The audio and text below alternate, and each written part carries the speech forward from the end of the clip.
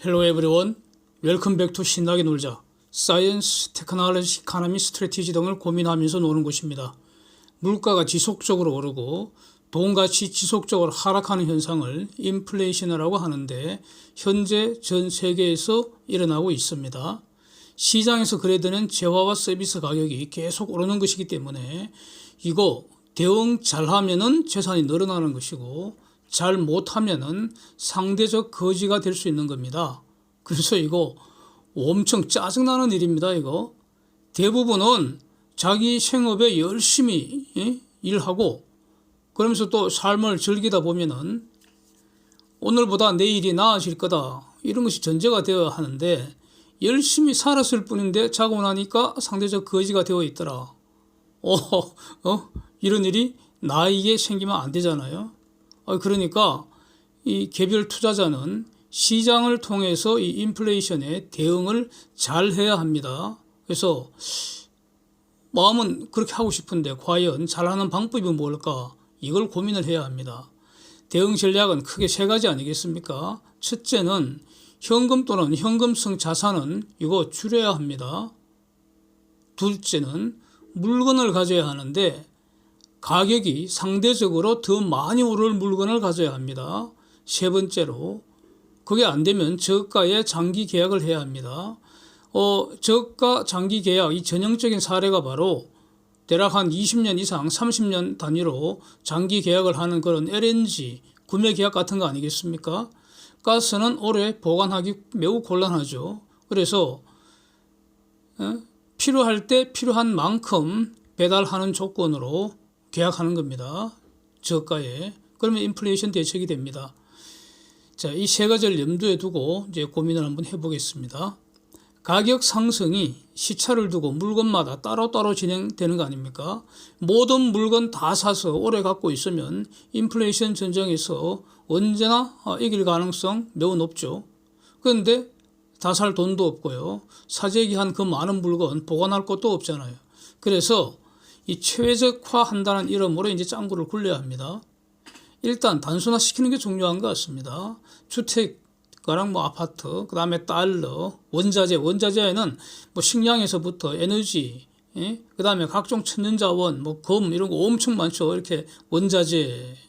그 다음에 금융자산도 중요한 물건입니다. 이거 금리도 있고요, 주식도 있고, 채권도 있고. 이런 걸 기초로 한 각종 파생 상품들도 있습니다. 다 물건입니다. 물건. 사고 팔 수 있습니다. 시장에서. 그래서 이런 거 다 아까 단순화시키고 해서 앞으로 그 판단을 앞으로 전개시킬 전제가 되는 것들이 있을까? 전제되는 사실이 있을까? 이걸 이제 고민을 하는 게 좋습니다. 그래야지 그걸 바탕으로 생각할 수 있으니까. 그래서 저는 전제 사실들 한 세 가지 정도 이렇게 정리를 했습니다. 첫 번째로 인플레 기간 중에 달러는 분명히 강세 지속할 거라는 겁니다. 그렇게 보겠습니다. 인플레 기간 중에 최소한 인플레 기간 이번에 현재 진행되고 있는 이 인플레이션 기간 중에 달러는 강세 지속될 거다. 그거는요 오직 달러만이 진짜 돈입니다. 유로나 파운드나 엔은 언제나 안정적으로 달러와 교환이 사실상 담보되어 있기 때문에 달러 유사하게 국제시장에서 돈으로 취급받을 뿐입니다. 즉 국제통화가 될 수 있다는 건데 오직 달러만이 진짜 돈입니다. 원화의 목표도 저런 유로나 파운드나 엔 같은 거는 국제통화 수준으로 올라가는 것이 한계입니다. 한계. 그래서 지난번 대선 토론회에서 도적 엔드 경제 덩신으로 보이는데 도적이면서 경제 덩신. 어떤 사람이 지가 원화를 기축통화로 만들겠다는 겁니다. 그래서 가짜뉴스 듣는 순간 바로 웃음이 나왔는데 저 머리로 도적질을 어떻게 했나 싶더라고요. 그래서 입으로 똥 누는 분들은 밥은 밑으로 드시는 거 아닌지 몹시 궁금합니다. 하여튼 달러만이 진짜 돈이기 때문에 달러는 프리미엄이 형성이 되고요. 그리고 모든 돈은 결국 미국으로 모입니다. 그래서 인플레 기간 중에 달러 강세 지속될 거라고 보고요. 두 번째, 금리가 오르게 됩니다. 이 금리 오르는 거는요 두 가지로 이제 볼 수가 있는데, 단기 금리는 정책적 결단의 결과이고 장기 금리는 인플레이션을 반영하게 됩니다. 그래서 단기 금리는 정책적으로 결정을 할 수 있지만 장기 금리는 시장이, 즉 다수인에 의해서 결정되는 것이지 누구도 결정을 할 수 없습니다. 그래서 단기 금리 결정은 일종의 인플레이션의 대책입니다. 그러니까 물가 오르는 것을 억제하기 위한 수단으로 선택이 되는데, 그러나 본질은 돈값 아닙니까? 금리는 돈값입니다. 그래서 돈값이 올라가는 겁니다. 인플레이션의 한 모습이기도 하다, 이런 겁니다. 그래서 하여튼 이것저것 다 오르니까 돈값도 오르는 거 아니겠습니까? 그래서 금리가 오르게 됩니다. 세 번째로는 이제 에너지와 원자재 얘기에 굉장히 다 들어가 있죠. 에너지 그러면은 기름, 원료에서부터 천연가스까지 다 포함되는 거 아닙니까? 석탄도 포함되고요. 그래서 전기도 포함되고, 그래서 에너지와 원자재는 종류가 너무 많죠. 식량도 있을 테고, 각종 니켈이나 크롬이나 이런 것도 있고요. 다 포함돼서 종류 많은데, 이것은 가치 사슬 또는 공급망을 통해서 최종 제품에 반영될 수밖에 없습니다. 그렇잖아요. 철광석 가격 오르면 포스코가 원가 오른다고 막 울겠죠. 그러면서 후판 가격 올립니다. 그러고 나서 이제 웃어버리죠. 철광석 핑계대고 더 많이 올린다는 거 아닙니까? 삼성중공업은요, 원가 오른다고 웁니다. 그러면서 볏값을 올리죠. 그러고 나서 이제 웃겠죠. 삼성중공업도. 볏값을 더 많이 올렸다는 거 아니겠습니까? 그런데 이제 볏값이 오르면 배로 배달하는 그 배달비도 올라야 하는데, 이거는 좀 힘들지 않을까 싶습니다, 이게. 그래서 결국 해운사가 독박 쓰는 거 아니냐, 이렇게 보인다는 겁니다. 가격을 결정할 힘을 누가 가지고 있는가의 문제인데, 독과점자가 힘이 가장 세지 않겠습니까? 그래서 현대의 대우인수합병을 EU가 미리 겁을 먹고 반대해버린 거 아니겠습니까?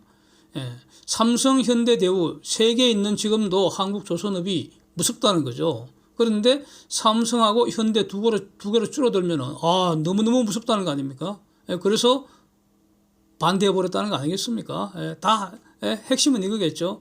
그렇다면은 한국의 조선 빅3는 말없이 서로 간에 말하지 말고, 그러나 3개가 한 개처럼 행동할 수만 있다면, 그러면 지구촌에서 넘사벽 최강자가 되는 거 아닙니까, 이거? 그래서 한국 조선 3사 빅3가 우리끼리 경쟁하지 말고 하나처럼 행동할 수만 있다면 반도체에서 삼성전자를 더 압도적으로 능가하는 그런 조선 3사가 구축되는 거 아닌가 싶습니다. 이게 이제 진짜 조선 3사의 대응 역량, 여기에 집중해야 되지 않은가 싶습니다. 그래서 객관적 여건은 잘 갖춰진 것 같고요. 언젠가 장래에 미국 대통령이 거제도에 와서 아주 공손하게 부탁할 날이 오지 않을까.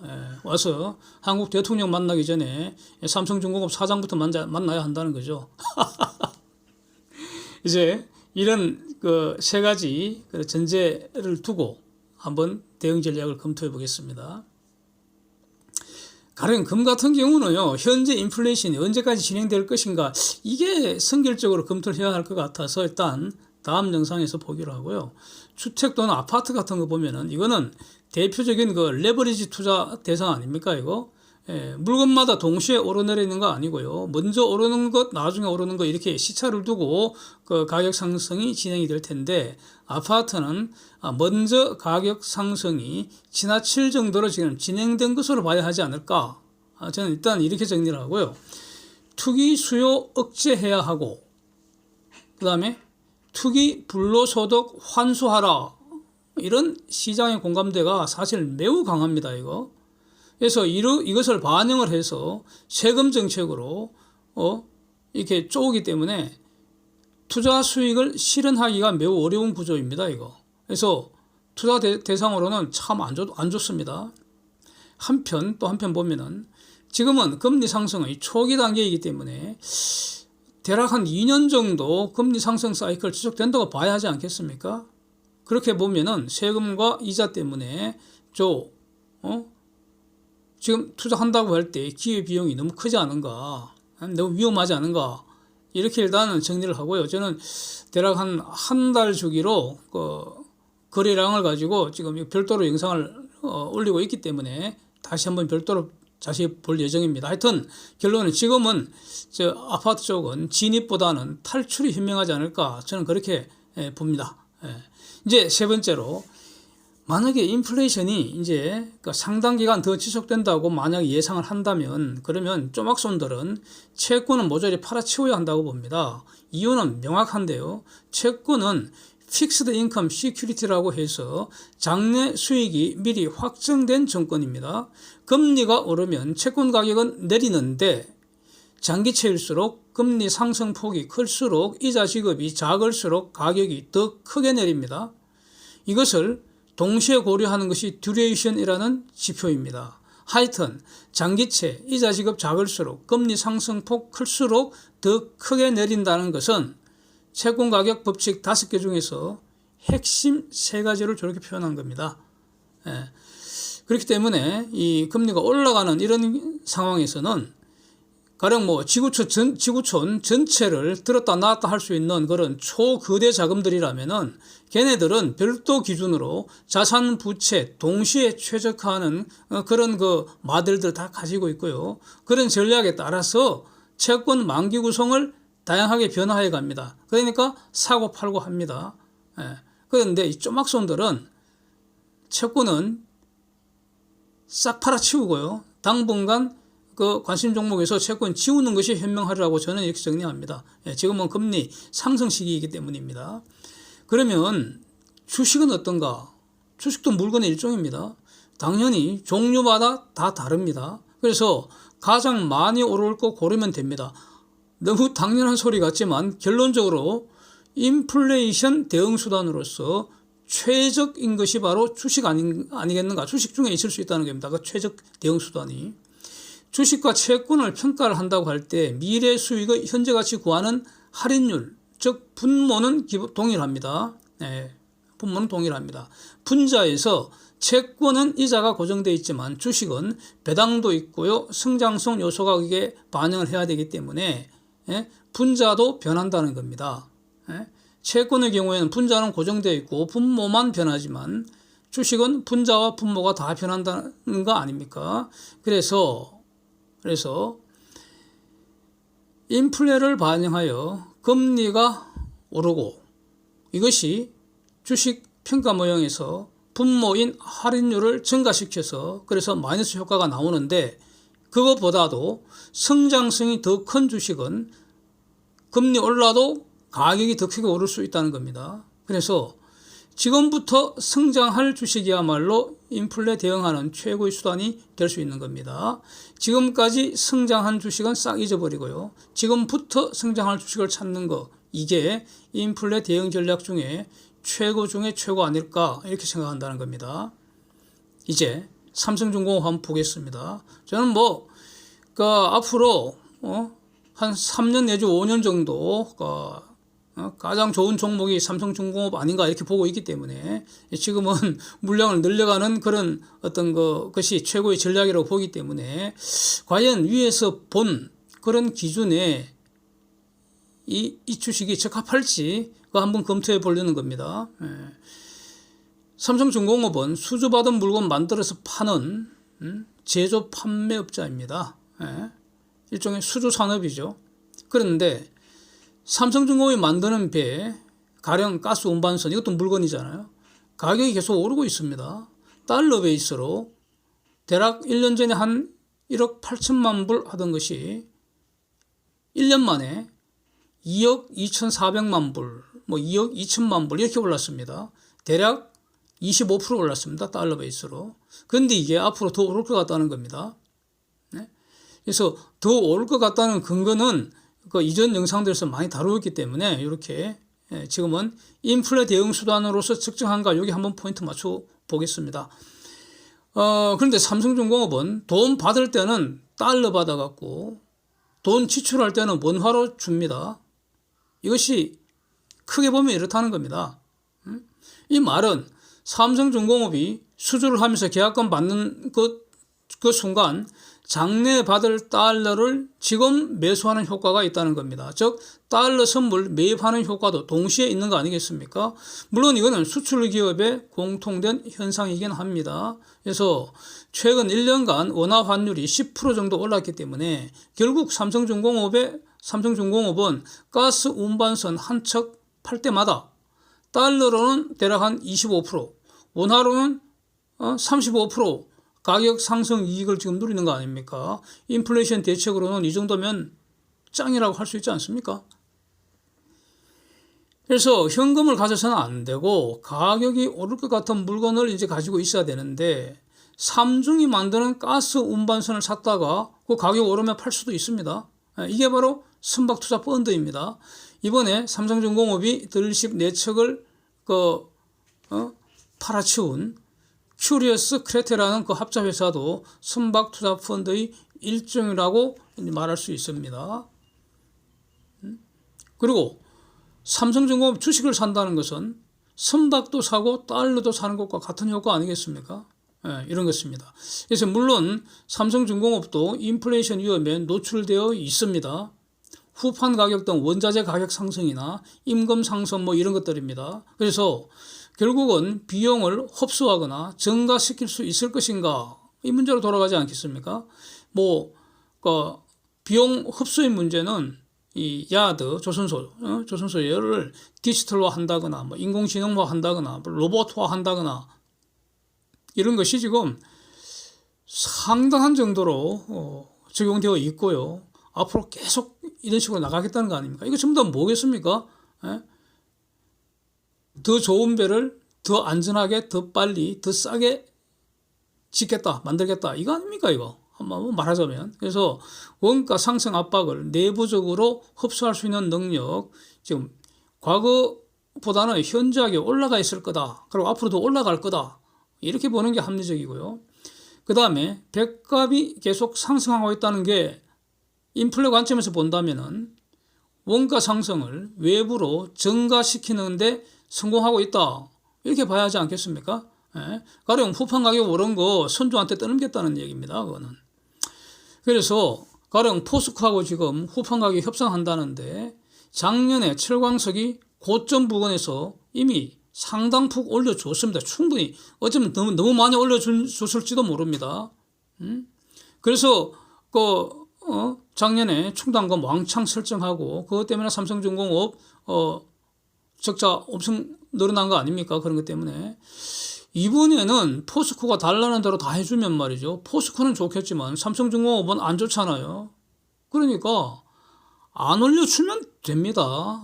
협상한다고 다 올려주는 거 아니잖아요. 뭐 포스코가 원하는 대로 해줄 이유가 하나도 없지 않습니까? 그런데 안 올려줄 수 있는 근거는 이런 거죠. 철강석 가격은 작년에 고점이었고 지금 그래프 어저께 한번 봤습니다. 보시면 폭락했다가 찔끔 반등한 수준이라고 우리는 보는 겁니다. 그렇게 볼 수도 있잖아요. 이거는 정답 없습니다. 앞으로 더 오를 수도 있고 앞으로 더 내릴 수도 있습니다. 철광석 가격. 그래서 작년에 너무 많이 올려줬으니까 그 이후에 철광석 가격 폭락했으니까 더 내리라고 말할 수도 있습니다. 협상인데. 포스코의 말은 잘 들었으니까 우리 말도 들어라 이겁니다. 그 다음에 포스코의 모든 원가 상승을 삼성중공업 책임질 수는 없는 거 아닙니까? 포스코 입장에서는 자기 내부의 원가 상승을 전부 다 외부로 돌리려고 하겠죠. 증가시키려고 하겠죠. 그런데 삼성 입장에서는 포스코는 다른 원가 상승은 너가 해결해라 이겁니다. 자체 경영 합리화로 해결하라 이겁니다. 너가 문제는 너가 해결해라. 왜 우리한테 가져와서 그러냐? 뭐 이렇게 이게 이제 협상 능력이죠. 뭐 이 정도는 협상 능력이 있다고 봐야지 않겠습니까? 안 올려주면 대책이 없습니다. 작년에 다 올려줬다는데 뭐. 그런데 QE 즉 카타르 에너지 QE의 성과 협상은 성격이 다릅니다. 다릅니다. 카타르 그 도커 예약은 위에서 봤던 인플레이션 대책으로서 장기 계약한 게 아닙니다. 이거는 전적으로 QE가 선택한 것이고요. 삼성중공업이 책임질 일이 하나도 없습니다. 여기에 대해서는. 이것이 핵심이고요. 그래서 이런 전제에서 기본적으로 카타르 가격 상승 위험은 카타르가 짊어져야 하는데 대량 거래는 할인을 해주는 것이 상관료이기 때문에 그래서 카타르의 대량 주문을 전제로 뭐 좀 깎아줄 수는 있겠죠. 뭐 이런 정도로 지금 조만간 수주 공시가 날 가능성 준비하는 것이 현명하지 않을까 저는 뭐 이렇게 정리를 하고 있습니다. 그래서 삼성중공업 주식이 인플레이션 대응 수단이 될 수 있다. 저는 이렇게 정리를 하겠습니다. 그 다음에 이제 중요한 주제가 도대체 이 인플레이션 언제까지 지속될 것인가 이겁니다. 이거는 물건마다 당연히 다를 겁니다. 물건마다 다른데 제가 볼 때는 가장 오래 지속될 될 물건 아마도 앞으로 수십 년 지속될 물건 그게 에너지 가격이 아닐까 싶습니다. 바로 탄소 중립 정책을 반영하기 때문입니다. 이것은 글로벌 현상이기 때문에 상당 수준으로 에너지 가격은 강세를 유지할 것 같고요. 그런데 이 에너지 가격이 강세를 유지하면은 에너지는 모든 물건을 만드는 기초 비용으로 다 들어가기 때문에 결국 전체적으로 물건값은 전반적으로 좀 올라가는 그러니까 인플레이션이 한번 올라서 앞으로 계속 이것이 이제 새로운 표준이 된다는 거죠. 과거 수준으로 돌아갈 수는 없지 않을까. 일단 이렇게 정리를 하고요. 그래서 언제까지 어떻게 지속될 것인가 이 문제는 다음 영상에서 한번 고민해 보겠습니다. Thanks for watching. See you next.